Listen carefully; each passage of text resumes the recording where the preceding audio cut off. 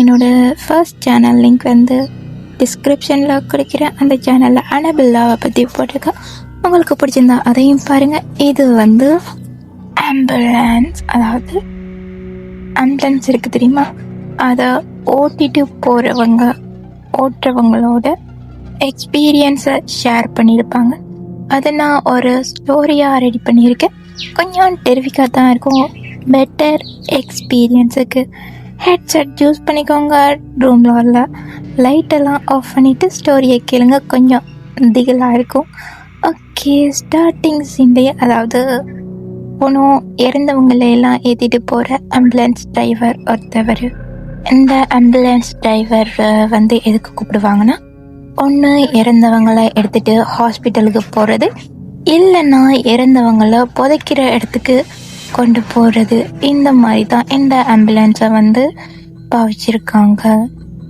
ரெண்டாவது வந்து இந்த ஆம்புலன்ஸில் தான், அதாவது ஹாஸ்பிட்டலில் இறந்தவங்கள வீட்டுக்கு கொண்டு கொடுக்கறது, இல்லைன்னா அப்படியே இறந்தவங்கள சுடுகாட்டுக்கு கொண்டு போகிறது. இதுக்காக 2 விஷயத்துக்காக மட்டும்தான் இந்த ஆம்புலன்ஸை பாவிச்சிருக்காங்க. இந்த ஆம்புலன்ஸை ஓட்டுறதுக்கும் தைரியம் வேணும். ஏன்னா மத்தியானம் காலையிலனா ஓகே போகலாம், அதே நைட்டில் உங்களுக்கு பின்னாடி பணம் இருக்குதை நீங்கள் ஓட்டிகிட்டு போகிறீங்கன்னா நமக்குன்னா அள்ளு விட்டுரும். அப்படி இருந்தும் ஏன் இந்த வேலையை பண்ணுறாங்கன்னா காசுக்காக. இது வந்து ஒரு தப்பான வேலையும் மற்றபடி ஒரு டிஸ்கஸ்டிங் ஃபீல் பண்ணுற வேலையும் கிடையாது. ஒரு நல்ல ஜாப் தான். அதையும் விட இந்த மாதிரி ஆம்புலன்ஸ் டிரைவர் ஓட்டுறவங்களுக்கு வந்து ரொம்பவே மணி வந்து எக்ஸ்ட்ராவாக கொடுப்பாங்களாம். இப்போ வந்து ஒரு 3 கதை எடுத்துகிட்டு வந்திருக்கேன். அந்த 3 கதையும் வேறவங்களுக்கு நடந்தது. ஸோ அந்த ஸ்டோரியில் வேறு டிரைவருக்கு நடந்தது. ஆனால் 3 பேருமே ஆம்புலன்ஸ் ஓட்டுறவங்க தான். அதுக்கப்புறம் 3 ஸ்டோரியும் பணத்தை எடுத்துகிட்டு போவைக்க மட்டும்தான் நடந்திருக்கு. வாங்க இப்போது டைரெக்டாக ஸ்டோரிக்குள்ளே போகலாம். ஃபர்ஸ்ட் ஸ்டோரி நான் சொல்கிறேன். ஒரு அம்மா இருக்காங்க. அவங்க வந்து ப்ரெக்னெண்ட்டாக இருக்காங்க. அவங்களுக்கு வந்து பிரசவ வலி எடுத்துருச்சு. ஹாஸ்பிட்டலுக்கு வந்து அந்த கேர்ளை வந்து கூட்டிகிட்டு போயிருக்காங்க. கூட்டிகிட்டு போனோன்னே கேர்ளுக்கு பேபி வந்து பர்த் ஆனதுக்கப்புறம் அந்த அம்மா வந்து இறந்து போயிட்டாங்க. அம்மா ஏன் இறந்து போனாங்கன்னா, ப்ரெக்னென்சி டைமில் நிறைய பிளட் வந்து லாஸ் ஆகி அவங்க வந்து இறந்து போயிட்டாங்க. பிள்ளை வந்து தப்பிச்சிக்கிச்சு. இறந்து போன அந்த அம்மாவை ஹாஸ்பிட்டலில் வந்து வீட்டுக்கு எடுத்துகிட்டு போகணுன்னு சொல்லி ஆம்புலன்ஸை கூப்பிட்டு இருக்காங்க. ஹாஸ்பிட்டலில் இருக்க ஆம்புலன்ஸில் வந்து அந்த அம்மாவோட பணத்தை வந்து ஏற்றிருக்காங்க. டிரைவரும் அந்த பணத்தை ஏற்றிக்கிட்டு காடியை ஓட்டிகிட்டு போயிருக்காரு. அந்த ஆம்புலன்ஸ் ஓட்டுறவரையும் அந்த அம்மாவோட பணத்தையும் தவிர அந்த ஆம்புலன்ஸ்குள்ளே யாருமே கிடையாது. அந்த டிரைவரும் ஓட்டிகிட்டே போயிட்டு இருக்காரு. அது வந்து ராத்திரி டைமில் சரியாக மழை அடிச்சு ஊற்றுது. ரோட்டெல்லாம் இருட்டாக இருக்குது. டிரைவர் வந்து ஆம்புலன்ஸை ஓட்டிகிட்டே போயிருக்காரு. இந்த ஆம்புலன்ஸ் டிரைவர் வந்து ரொம்ப வருஷமாகவே இந்த ஒர்க்கை வந்து பார்த்துட்டு வந்திருக்காரு. அப்படி இருந்தாலும் மற்ற டைம்லாம் பயம்னு சொல்ல முடியாது. பணத்தை கொண்டு போகிற அப்போது மட்டும் லைட்டாக கொஞ்சம் ஜர்க்கு விடும் தெரியுமா. எப்பேற்பட்டவங்களாக இருந்தாலும் லைட்டாக ஜர்க்கு விடும். அந்த மாதிரி தான் அவருக்கும் நைட் டைம் வேறு ஜர்க்காக இருந்திருக்காரு. அதுக்கப்புறம் இப்படியே வந்து க்ராஸ் ஆகி அவங்க வீட்டில் வந்து அந்த அம்மாவோட பணத்தை வந்து இறக்கி வச்சதுக்கப்புறம் இந்த டிரைவர் வந்து கதவெல்லாம் சாத்திட்டு அந்த அம்மாவோட பணத்தை கொண்டு வந்து அவங்க வீட்டிலையே கொண்டு வந்து விட்டுட்டு இவர் கதவெல்லாம் சாத்திட்டு இவர் வந்து மறுபடியும் அந்த ஹாஸ்பிட்டலுக்கு போகிறதுக்காக கிளம்பியிருக்காரு. வரைக்கும் சரி போய்க்கும் சரி இருட்டு, மழை வேறு அடித்து ஊற்றுது. அதோட தனியாக தான் வரார். தனியாகவே போயிட்டு இருக்காரு. போய்கிட்டே இருக்க சடனாக ஒரு கட்டத்தில் வந்து அவருக்கு பின்னாடி ஃபீல் ஆகுது, யாரோ இருக்க மாதிரிக்க. நமக்கும் தோணும் இல்லையா, பின்னிக்க யாராவது இருந்தாலும் நமக்கு பேக் சைடில் இருந்தாலே ஃபீல் ஆகும். அந்த மாதிரி தான் அந்த ஆம்புலன்ஸ் டிரைவருக்கும் ஃபீல் ஆகியிருக்கு. அதாவது பின்னாடி ஸ்ட்ரெச்சர் வச்சுருக்கிறதுல தான் ஏதோ ஒன்று உட்காந்து இருக்க மாதிரி ஃபீல் ஆகுது. இவர் வேனை ஓட்டிக்கிட்டே போய்க்கிற முன்னுக்கு கண்ணாடி மாதிரி இருக்கும் தெரியுமா, கண்ணாடியை லைட்டாக பார்த்துருக்காரு. அப்போது பார்க்கக்குள்ள ஒரு பிளாஷாக ஒயிட் கலரில் யாரோ உட்காந்துருக்க மாதிரி தோணிருக்கு. நான் அப்பயும் வந்து பார்த்து அதை இக்னோர் பண்ணிவிட்டு இவர் வந்து வேனை ஓட்டிக்கிட்டே போயிருக்காரு. அதாவது எத்தனையோ கேசஸ் அட்டென்ட் பண்ணியிருப்பார் தானே இந்த மாதிரி. அவர் வந்து அதை இக்னோர் பண்ணிவிட்டு இவர் வந்து காடி ஓட்டிக்கிட்டே போயிருக்காரு. இப்படியே கொஞ்சம் தூரம் போனதுக்கப்புறம் மறுபடியும் அது பின்னாடி தான் இருக்கான்னு சொல்லி கண்ணாடியை நீங்கள் வந்து பார்த்துருக்கு. பார்க்கக்குள்ளேயும் இவர் பார்க்க அது இன்னும் பின்னாடி தான் இருந்திருக்கு. அதை வந்து இவ்வளோ நேரம் எந்த வித டிஸ்டர்பும் பண்ணாமல் தனியாக உட்காந்துருக்கு. செகண்ட் டைம் திரும்பி பார்க்க அதுக்கப்புறம் வந்து அது அழுது, அதாவது ஒயிட் கலர் ட்ரெஸ் போட்டு அப்படியே தலையை கீழே குஞ்சு வாக்கில் இருந்து அழுகிற மாதிரி இவருக்கு சவுண்டு கேட்டிருக்கு. வேலில் வந்து டக்குன்னு உடனே பாட்டை வந்து ரொம்பவே ரைஸ் ஆக்கி ஃபுல்லாக அழுகிற சத்தம் கேட்கக்கூடாதுன்றதுக்காக உடனே பாட்டை சவுண்டாக நல்லா போட்டுட்டு அதுக்கப்புறம் இவர் வந்து டைரெக்டாக முன்னுக்கு பார்த்த வாக்குலேயே காரை வந்து ஓட்டிக்கிட்டு போயிருக்காரு. வேனோட டிரைவர் என்ன சொன்னாருன்னா அது வந்து அந்த இறந்து போன அம்மா தான். ஏன்னா ப்ரெக்னெண்ட்டாக இருக்கே அவ்வளோ ஆசைப்பட்டிருப்பாங்க பேபி பர்த் ஆக போது, எப்படியெல்லாம் பேபியை பார்த்துக்க போகிறோன்னு திங்க் பண்ணி பார்த்து அவங்க அம்மா சடனாக இறந்தது வந்து அவங்களுக்கு எதிர்பார்க்காத ஒன்று தானே. அவங்களோட ஆசையெல்லாம் குழி தோண்டி மண்ணில் போய்ச்ச மாதிரி. அதுக்கப்புறம் காடியில் வந்து பின்னுக்கு வந்து லைட்டை தட்டினதுக்கப்புறம் எந்த சவுண்டும் கிடையாது. அதுக்கப்புறம் அந்த உருவமும் கிடையாது. இவர் டக்குனு ஃபாஸ்ட்டாக அவரோட ஹாஸ்பிட்டலுக்கு போயிட்டு இந்த ஸ்டோரி வந்து அவர் ரிட்டையர்ட் ஆனதுக்கப்புறம் வந்து கூகுளில் வந்து நான் பார்த்தேன். அண்ட் நெக்ஸ்ட் ஸ்டோரிக்குள்ளே போகலாமா? நீங்கள் வந்து இந்த சுச்சுவேஷனில் நீங்கள் இருந்தால் என்ன பண்ணுவீங்கன்னு சொல்லுங்கள். நானா எவ்வளோ கோடிக்கணக்காக பணம் தந்தாலும் நான் இந்த மாதிரி வேலை பண்ண போகவே மாட்டேன். அண்ட் நெக்ஸ்ட் ஸ்டோரிக்குள்ளே போகலாமா? இதுவும் ஒரு ஆம்புலன்ஸ் டிரைவருக்கு நடந்த ஸ்டோரி தான். விடிய காலையில் 1 மணிக்கு டிரைவருக்கு வந்து கால் வருது. ஒரு பையன் ஆக்சிடெண்ட் ஆகிட்டான், அந்த இடத்துக்கு வர சொல்லி கால் வருது. கால் வந்தோடனே இவரும் காலை ஆன்சர் பண்ணி பேசியிருக்காரு. இவரும் வந்து நைட் ஷிஃப்டில் தான் ஒர்க் பண்ணியிருக்காரு. அவரும் வந்து போயிட்டு அந்த பையனோட பாடியை பார்த்தா தலையில் அடிபட்டு நிறைய பிளட் லாஸ் ஆகி ஃபுல்லாக பிளட்டு வெள்ளத்தில் அந்த பையன் கிடந்ததுக்கப்புறம் இந்த பையனை ஏற்றிட்டு தான் போவாங்க. ஏற்றி கொண்டு போய் ஹாஸ்பிட்டலில் போட்டு போஸ்ட்மார்ட்டம் பண்ணுவாங்க. என்னத்தினால இறந்தாங்க சம்திங் எல்லாத்தையும் பார்த்து எடுத்து கொடுப்பாங்க. அதனாலேயே இந்த டிரைவரோட ஸ்ட்ரக்சரில் வந்து பணத்தை ஏற்றிருக்காங்க அந்த பையனோட உடம்பை. அதுக்கப்புறம் ஹாஸ்பிட்டலுக்கு கொண்டு போய் இந்த டிரைவர் வந்து சேர்த்ததுக்கப்புறம் அவங்களோட ஃபேமிலிக்கு கால் பண்ணி வந்ததுக்கப்புறம் அவங்களோட ஃபேமிலியில் எல்லாரும் வந்து அழுறாங்க, கத்துறாங்க. அதுக்கப்புறம் இந்த பையனோட பணத்தை கொண்டு போய் பதிச்சதுக்கப்புறம் எப்படியே அந்த எல்லாமே முடிஞ்சிருச்சு. அதுக்கப்புறம் அந்த டிரைவருக்கு அந்த பையனை கொண்டு போனதுக்கப்புறம் அந்த டிரைவருக்கு வந்து பின்னுக்கு அழுகிற சத்தம் கேட்டிருக்கு. இவரை தான் வந்து வீட்டுக்கும் கொண்டு போகிறதுக்காக, அதாவது அந்த பையனோட பாடியை என்னது போஸ்ட்மார்ட்டம்லாம் பண்ணி இந்த டிரைவரோட ஆம்புலன்ஸில் தான் ஏற்றி அவங்க வீட்டுக்கும் கொண்டு போய் கொடுக்க சொல்லியிருக்காங்க. அதனாலேயே இந்த டிரைவர் வந்து ஏற்றிட்டு வீட்டுக்கு போயிருக்காரு. போகக்குள்ள பின்னாடி சைட்லேருந்து அழுகிற சவுண்டு கேட்டிருக்கு. அழுகிற சவுண்டுக்கு அந்த டிரைவர் வந்து கண்ணாடியில் பார்க்குறாரு. எதுவும் இல்லைன்னா தன்னோட மனசையை தானே தேத்திக்கிட்டு அதுக்கப்புறம் பொணப்பெட்டினா எவ்வளோ வெயிட்டாக இருக்கும்னு தெரியும். 4-5 பேர் சேர்ந்து தூக்குனா தான் கொஞ்சமாவது அசைச்சி தூக்கிடும். அப்படி இருக்க சொந்தமாக ஆட ஆரம்பிக்குது. அதாவது சும்மா நம்ம பெட்டியை தூக்கி ஆடினாலுமே அந்த மாதிரிக்கு சொந்தமாக அந்த பொணப்பெட்டி வந்து ஆட ஆரம்பிக்குது. இந்த டிரைவருக்கு வந்து பயம் எடுத்துக்கிச்சு. அதாவது அழுகிற வரைக்கும் நார்மல், இட்ஸ் ஓகே, நம்ம அட்ஜஸ்ட் பண்ணி போய்க்கலாம் அப்படின்னு இருந்திருக்காரு. எப்போ அந்த பொணப்பெட்டி உள்ளுக்குள்ளே யாராவது படுத்திருந்து குளுக்குறாங்களோ அந்த மாதிரிக்கு ஆட ஆரம்பித்ததுக்கப்புறம் இந்த டிரைவருக்கு வந்து அள்ளு விட்டுருச்சு, பயம் வந்துருச்சு. இவருக்கு வந்து பயம் வந்து ஒரு ரோட்டுக்கு பக்கத்தில் சைடில் வந்து வண்டியை பார்க் பண்ணிவிட்டு அதுக்கப்புறம் வெளியே தூரமாக போயிட்டு அவரோட ஃப்ரெண்டுக்கு வந்து கால் பண்ணியிருக்காரு.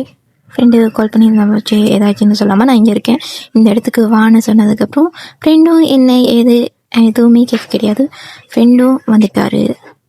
அதுக்கப்புறம் இவர் மறுபடியும் அந்த கொண்டு போய் வீட்டுக்கு கொடுக்கறதுக்காக ஓட்டிகிட்டு போயிருக்காரு வேனை. அதுக்கப்புறம் ஒரு விஷயம் சொல்ல மறந்துட்டேன். இவர் வந்து வெளில போய் ஃப்ரெண்டுக்காக இருக்கன்றதுக்காக உடனே கால் பண்ணால் உடனே வர மாட்டாங்க தானே, 10-15 நிமிஷம் ஆகும் தானே. அப்படி இருக்கையும் பணப்பெட்டி வந்து ஆடுனதை விட வேன் வந்து உள்ளுக்க இருந்து யாராவது குலுக்கி ஆடுமோ அந்த மாதிரிக்க அந்த வேன் வந்து பக்கத்துலேருந்து பார்க்க இவருக்கு வந்து தெரிஞ்சிருக்கு, ஆடுன்னு ஆடி இருக்கு. அதுக்கப்புறம் தான் ஃப்ரெண்டு வந்ததுக்கப்புறம் தான் கொஞ்சம் தைரியமாகி உள்ள இருந்து கொண்டு போய் அந்த பையனை விட்டுட்டு பண்ணுறதுக்காக போயிருக்காங்க 2 பேரும் சேர்ந்து. அதுக்கப்புறம் அவர் ஃப்ரெண்டு வந்ததுக்கப்புறம் எந்த விதமான ஸ்டேஞ்சர்ஸ் மிஸ்டீரியாக நடக்கிறது எதுவுமே நடக்க கிடையாது. ஃப்ரெண்டும் அவர்கிட்ட எதுவுமே கேட்க கிடையாது. ஏன்னா ஃப்ரெண்டுக்கும் தெரியும் இந்த மாதிரி ஏதாவது நடந்திருக்கும், அதனால தான் என்ன கால் பண்ணி கூப்பிட்ருக்கான்னு சொல்லிட்டு அதுக்கப்புறம் வீட்டுக்கு கொண்டு போய் விட்டுட்டாரு. அதுக்கப்புறம் அந்த பையனுக்கு வந்து செய்ய வேண்டிய சடங்கு சம்பிரதாயம் எல்லாமே செஞ்சு கொண்டு போய் புதைச்சிட்டாங்க. அண்ட் நெக்ஸ்ட் ஸ்டோரி, 3rd ஸ்டோரின்னு நினைக்கிறேன். 3rd ஸ்டோரிக்குள்ளே போகலாமா? அதுக்கப்புறம் இதுக்கு நீங்கள் கமெண்ட் பண்ணுங்கள் இந்த மாதிரி சுச்சுவேஷனில் இருந்தீங்கன்னா. அண்ட் நெக்ஸ்ட் ஸ்டோரி வந்து இதுவும் ஒரு ஆக்சிடெண்ட் தான், ஒரு பையனோட ஆக்சிடெண்ட் கேஸ். ஆக்சிடெண்ட் ஆன அடுத்த செகண்டே இறந்து போயிட்டார். அதாவது டெத் ஆன் த ஸ்பாட்லேயே இறந்துருவாங்க தெரியுமா. ஆக்சிடெண்ட் ஆன அதுக்கப்புறமே இந்த பின்மண்டை இருக்குது தெரியுமா, அடித்து வெடிப்பட்டு இறந்து போயிட்டாரு. அடிப்பட்டு மண்டையில இருந்தெல்லாம் ரத்தம் வர கிடையாது, மூக்குல இருந்தும் காதுல இருந்தும் ரத்தம் வந்துருச்சு. அதாவது காதுல இருந்து ரத்தம் வந்தாலே இறந்து போறாங்க, இல்லை இறந்து போயிட்டாங்கன்னு தான் அர்த்தம். அந்த பையன் வந்து இறந்து போயிட்டாரு அடிப்பட்ட அடுத்த செகண்டே. அதுக்கப்புறம் இவருங்க அதாவது ஆம்புலன்ஸ் டிரைவருக்கு வந்து கால் பண்ணுறாங்க. ஆக்சிடெண்ட் ஆனதுக்கப்புறமே ஆம்புலன்ஸ் டிரைவரும் வராது. வந்ததுக்கப்புறம் அந்த பையனை தூக்கி ஸ்ட்ரக்சரில் படுக்க போட்டு, ஸ்ட்ரக்சர்னா தெரியும் தானே, பிக்சர் ஆட் பண்ணுறேன், இந்த மாதிரி ஸ்ட்ரக்சரில் படுக்க போட்டு கொண்டு போயிருக்காங்க. ஸ்ட்ரக்சர் ஏற்றினதுக்கப்புறமே இங்கிட்டு நவராத மாதிரி அங்கிட்டு நவராத மாதிரி லாக் பண்ணி தான் வைப்பாங்க.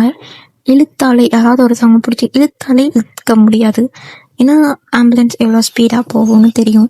அந்தளவுக்கு ஸ்ட்ராங்காக தான் அந்த ஸ்ட்ரக்சரை லாக் பண்ணுவாங்க. அதோட சேர்த்து அந்த படுக்க போட்டுக்க ஃபேஸ் அண்ட் ஆர் பாடி அதையும் லாக் பண்ணுவாங்க. லாக் பண்ணி வச்சுட்டு இவர் வந்து முன்னுக்கு வந்து இவரோட காடியை வந்து எடுக்கிறாரு.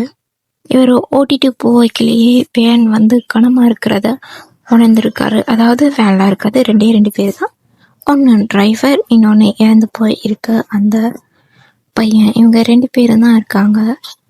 எப்படி எப்படி வேன் கொஞ்சம் தூரம் போய்க்க கனமாக இருக்குது அப்படின்னு சொல்லி அந்த டிரைவர் திங்க் பண்ணியிருக்காரு. எப்படி கனமாக இருக்குன்றத அவருக்கு தெரியுதுன்னா, அதாவது ஓட்டிக்கிற பெட்ரோல் ஆர் எண்ணெய் அமுத்திக்கு வந்து தெரியும் இவ்வளோ பேர் 2 பேருக்கு எத்தனை அவ்வளோத்துக்கு எண்ணெய் அமுத்தினா தெரியும்னு. நல்லா ஸ்பீட் போகிற அளவுக்கு மீச்சாலும் இந்த வேன் வந்து அதாவது பின்னாடி ஒரு 100-150 பேர் இருந்தால் எப்படி இருக்குமோ அந்த மாதிரி மெதுவாக தான் வேன் வந்து மூவ் ஆகுது. திடீர்னு ஒரு சவுண்டு கேட்குது, அதாவது இன்னுக்கு இடிக்கிற மாதிரி சவுண்டு கேட்குது. உடனே திரும்பி பார்த்துருக்காது. திரும்பி பார்த்தா அந்த ஸ்ட்ரக்சர் வந்து சொந்தமாக நவருது. அதாவது நான் முதல்ல சொன்னேன் அவ்வளோ ஸ்ட்ராங்காக ஃபிட் பண்ணி வைப்பாங்கன்னு. அந்த ஸ்ட்ரக்சர் நவுந்து போய் அந்த பின்னாடி இருக்க டோரில் வந்து இடிப்படுது. அதாவது இவர் பிரேக் போட்டால் இவரோட பின்னுக்கு இருக்க சீட்டில் வந்து இடிக்குது. அதுக்கப்புறம் ஓட்டிகிட்டு போவைக்க பேக் சைடில் இல்லை டோரில் வந்து இடிக்குது. இங்கே ரைட் சைட் திரும்பிக்க ரைட் சைடில் வந்து இடிக்கிறது, லெஃப்ட் சைட் திரும்பிக்க லெஃப்ட் சைடில் வந்து இடிக்குது.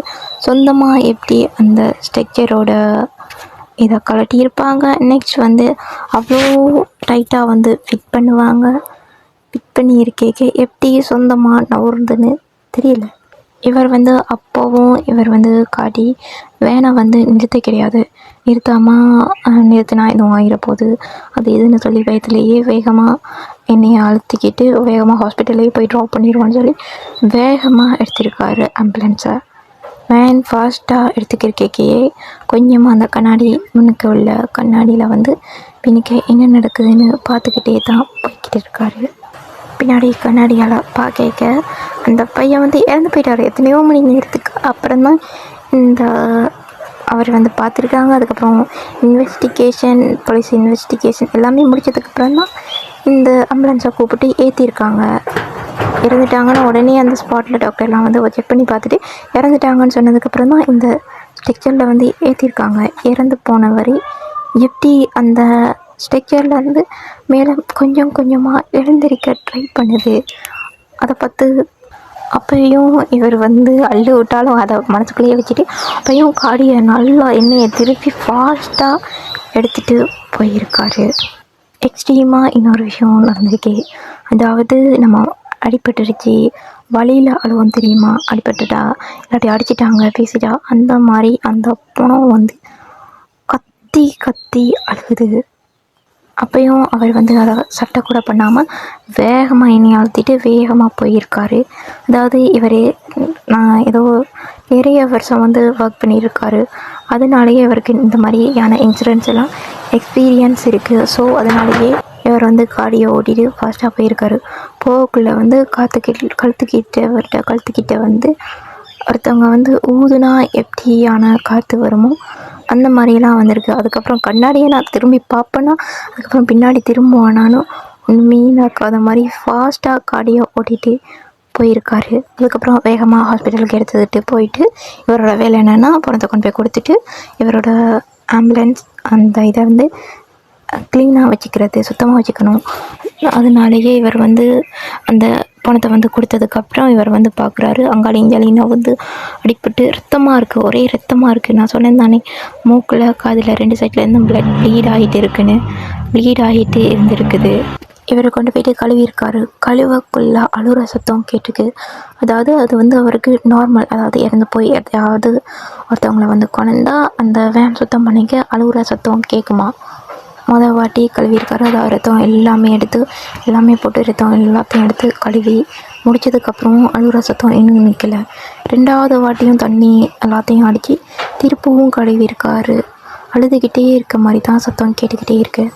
அதுக்கப்புறம் இவர் வந்து உள்ளே போய் பார்த்துருக்காரு, எதையும் மிஸ் பண்ணிட்டேனா ரத்தம் எதுவும் இருக்கான்னு சொல்லி போய் பார்த்துட்டு கேட்க அங்கே வந்து எதுவுமே கிடையாது. அந்த ஸ்ட்ரெச்சரில் வந்து இந்த இறந்து போன பையனோட முடி வந்து கிடந்திருக்கு. அந்த முடியை எடுத்து சுடுகாட்டிலெலாம் கொண்டு போய் புதைக்க கிடையாது, பக்கத்துலேயே இந்த புதைக்கிற மாதிரியாக இருக்கா. அதில் வந்து சும்மா லைட்டாக குளிக்க நோண்டிட்டு இந்த முடியை கொண்டு போய் போட்டு புதைச்சிருக்காரு. முடியை வேன்லேருந்து எடுத்துக்கொண்டு போய் புதைச்சதுக்கப்புறம் அந்த வேனில் அழுகிற சத்தம் நின்றுச்சு. அந்த முடியை கொண்டு போய் புதைச்சதுக்கப்புறம் அந்த வேனில் அழுகிற சத்தம் நின்றுச்சு. இது தான் அந்த கதை ஸ்டோரி. இந்த 3 ஸ்டோரியில் எந்த ஸ்டோரி உங்களுக்கு டெரிஃபிக்காக பயமாக இருந்துச்சுன்னு சொல்லுங்கள். அதுக்கப்புறம் நெக்ஸ்ட் வீடியோ நான் போட ட்ரை பண்ணுறேன். லைக் அண்ட் சப்ஸ்கிரைப் பண்ணிவிட்டு மறந்துடாமல் அந்த பெல் ஐக்கானை அதில் போடுங்க. அதுக்கப்புறம் இனிமேல் டெரிஃபிக்கான ஸ்டோரிஸ் எல்லாம் நான் சொல்கிறேன். ஓகேவா? பாய், see you soon.